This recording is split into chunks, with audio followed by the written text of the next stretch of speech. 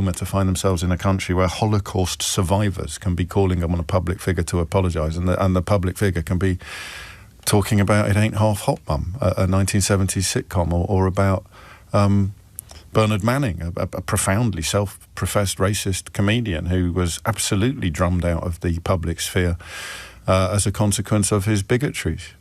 What happens when a politician is faced with serious questions about their past, but the focus shifts from the allegations to avoiding accountability?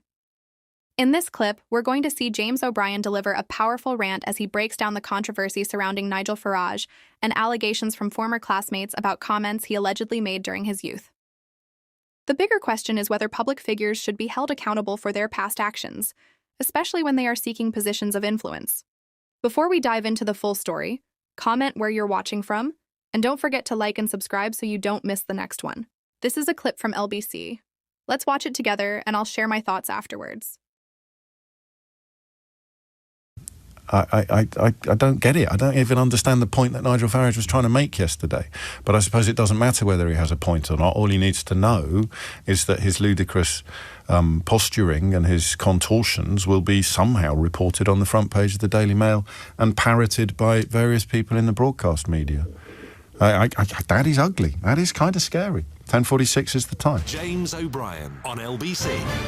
10 to 11 is the time. Apart from the teachers at Dulwich College who considered him to be a Hitler Youth supporting fascist, the claim that the allegations have only recently emerged is probably the most egregious lie contained within Farage's response to LBC last week when we presented him with some of these allegations. I can find Michael Crick in 2013 questioning him about some of them, so that's only 12 years ago. Quite how you can say, now that my party is leading in the polls, that is why these allegations come out.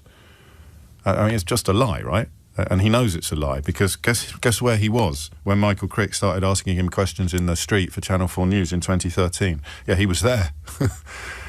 He was there. And that bit when he attacked Emma Barnett, the BBC presenter, who is, he's always easier, isn't he, attacking women, and it would appear from his school days that he's quite comfortable attacking Jewish people as well, and Emma happens to be both. When he talked about his outrage at being asked about his relationship with Hitler, if I had gone around whispering Hitler was right into people's ears, Jewish people's ears, when I was at school in the 1980s, I would fully expect to be asked to explain what my relationship with Hitler was. Nobody's suggesting that we went out with each other or that we're on the same family tree, as Farage appeared to be bloviating yesterday. The question is, what is your relationship with Hitler, as in with what Hitler is known to have done? For example, if you truly said Hitler was right as a child, as a teenager, as a young adult, if you said Hitler was right, what is your relationship exactly with the Holocaust, with the Third Reich, with the Nazis, with Adolf Hitler?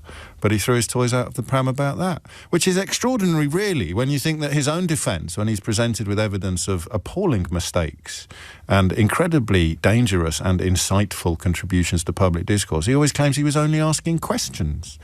So who's allowed to ask questions in Farage land, and who's not?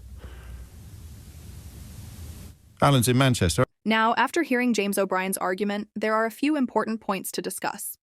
When allegations are made against anyone, especially a public figure, we have to acknowledge that we weren't personally there, and we may never know every single detail. But what people can do is look at the bigger picture, the person's history, their public statements, and whether the accusations match patterns that have appeared over time. And this is where critics of Nigel Farage say, the controversy goes beyond one incident from decades ago. They argue that some of the themes raised by former classmates reflect a wider pattern in the way he has spoken about issues like immigration, minorities, and national identity throughout his political career. The argument is that this is not simply about a mistake from youth, but about whether past attitudes connect with present-day politics and the way a leader approaches important issues. Supporters of Farage often argue that people should not be permanently judged for things they said when they were younger. And that is a fair point. People can change and grow over time. However, the debate remains about accountability. When someone seeks major political influence, voters naturally want to understand their values, their judgment, and the beliefs that shape their decisions. Ultimately, this controversy is about more than one statement or one moment. It is about trust, responsibility, and whether the public believes a politician's past reflects the person they are today. Let me know your thoughts in the comments below. Do you think politicians should be judged mainly by their current actions, or should their past always be part of the conversation? Don't forget to like and subscribe, and I'll see you in the next one.